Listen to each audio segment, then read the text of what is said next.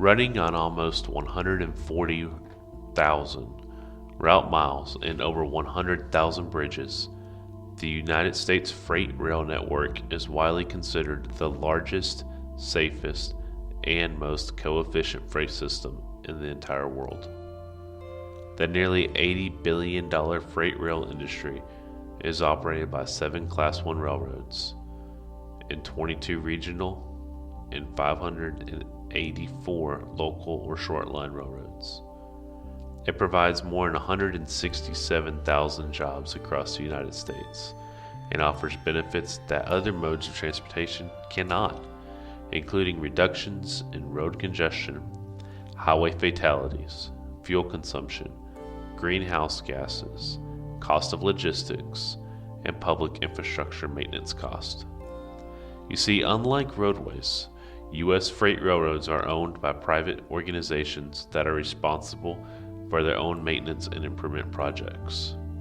Compared with other major modes of transportation, railroad owners invest one of the highest percentages of revenues, upwards of 19%, to maintain and add capacity to their system, spending nearly $25 billion annually. In 1966, the government created the Federal Railroad Administration. The FRA is a place to oversee the safety and regulation of American railroads. In the railroad industry, us as employees know that rules are written in blood. The policies we operate on, the rules and regulations that we must follow, and the procedures in which we do our work have all been created because somebody, at some point in time, somehow, some way, got hurt or killed. The industry is dangerous, with an average of 10 to 20 employees being fatally wounded and over 3,000 injuries annually. However, today's railroad is the safest it has ever been, and it's actually the safest railroad system in the entire world. But what happened to make the industry the safest in the world? We'll be talking about all the events, not just in America, but also on the entire planet. Be warned, some of the facts discussed on this podcast may be hard to hear due to the graphic nature of events that took place. Let's begin. Welcome to Deadly Regulations.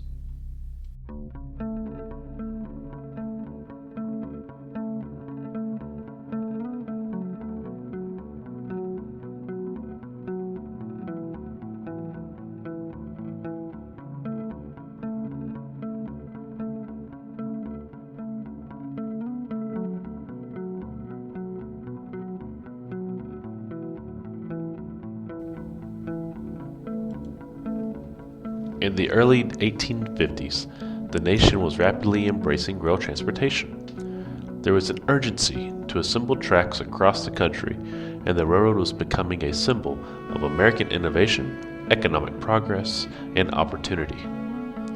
One specific push was to connect the railroads between Philadelphia and the Lehigh Valley. The completion of this project eventually became known as the North Pennsylvania Railroad on April 18, 1853. Because there was a heightened rush to complete the railroads that were being built, many safety and other complex challenges were overlooked. The signaling systems that allowed trains to know when they could safely move were not as sophisticated by 1856. This would become a key component in this disaster. In the early morning of July 17, 1856, in Philadelphia, Pennsylvania, St. Michael's Roman Catholic Church had made plans to have a fun day with the children's Sunday school class and take a train excursion to Shapes Woods for a picnic. The picnic was to depart from Cohosink Depot in Kensington to Shapes Woods, a beautiful grove near the Wissahickon station. The excursion train would be named the Picnic Special. In 1856, commuter cars were not made out of steel, they were made out of wood. It was reported by the New York Times that when they boarded the cars, they were overfilled with 1,100 people, including both adults and children. Due to this, the train departed the depot 23 minutes late at 5:10 a.m. It was scheduled to arrive at 6 a.m. Meanwhile, the regularly scheduled train, called the Aramingo at the Wissahickon station, waited for the picnic special to arrive. At this time in history, trains had a 15-minute waiting rule that restricted trains on a single track to wait at least an additional 15 minutes if that train failed to appear on time. Due to the lack of telegraphic communication in 1856, the conductor of the Aramingo believed that the picnic special was waiting for him at the siding to clear the single track. After consulting the delay rule, the Aramingo decided to proceed anyway. At 6:15 a.m., the Aramingo carrying 20 passengers departed Wissahickon station unknowingly, heading right for the picnic special on the same track.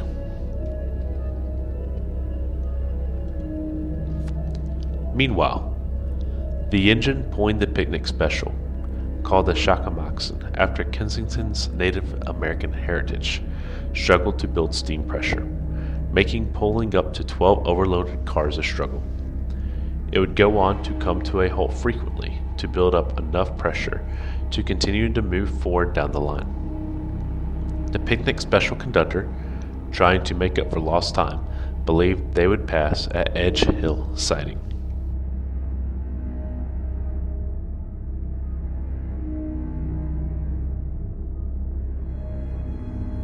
As the Shakamaksen approached a blind curve at Camp Hill Station, it began its last fateful descent. The Shakamaksen and the Aramingo were unknowingly headed right for each other on the same blind curve. As the two trains came around the bend, they caught eyes on one another, but it was too late. The two trains collided at 6:18 a.m. between Camp Hill Station and what would become Trenton Cutoff. The impact was described as complete devastation. It could be heard for miles. The cars lacked the structural integrity to absorb such an impact. The rail cars crumbled, the wood splintered, and debris covered the area. The incident killed 67 passengers and wounded 100 others. To make matters worse, emergency rescue efforts were hindered due to young professionals not being trained for this level of a traumatic event. Immediately following the accident, a local Wissahickon resident named Mary Johnson Ambler, who lived from 1805 to 1868, packed her first aid kit and traveled 2 miles from her home to the site to care for the wounded. Years later, the NPRR named Wissahickon Station to Ambler Station after her. In addition, the town also took her name and renamed itself Ambler in 1888. Newspapers called the event horror without parallel. The event put the nation in shock, with many young lives lost. The railroad industry suffered heightened scrutiny and pressure to change its operating procedures and safety policies. This began early discussions of more advanced signaling systems and standardization of railroad time. In Montgomery County, the event would be known as the Camp Hill disaster. To the locals in Philadelphia, it would be known as the picnic train tragedy. In 1880, NPRR workers patented the first automatic train stop system that would prevent trains from passing restricted signals. The initial system worked by dropping a bar on the train if it passed a stop signal. The bar would then smash a glass cylinder on the locomotive, which would then release the air pressure from the brake line and stop the train. This system would become more and more advanced throughout the years, as we will learn in future episodes. Tune in next week as we adventure into the horrific tales of the first train bridges and the destruction that they caused.